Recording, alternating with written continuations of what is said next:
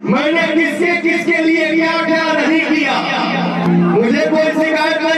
Hello नमस्कार प्रणाम। तो कैसे हो? उम्मीद करते हैं स्वस्थ और मस्त होंगे। देखिए पवन सिंह ने क्या बोल दिया केसारी लाल के बारे में। जिसके लिए किया, जिसके लिए खड़ा हुआ, वो गोली बोला। पवन सिंह ने बोला केसारी लाल हमारा छोटा भाई है, वह हमारे साथ हमेशा खड़ा रहा। ये दो बिहारी भोजपुरी के सभी कलाकार हमारे साथ नहीं आ रहे थे, वहाँ हमारा केसारी भाई हमेशा खड़ा रहा। पवन सिंह ने बताया कि भोजपुरी में सभी बड़े बड़े कलाकारों के चुनाव प्रचार हमने किए थे, लेकिन वह हमारे साथ नहीं आए।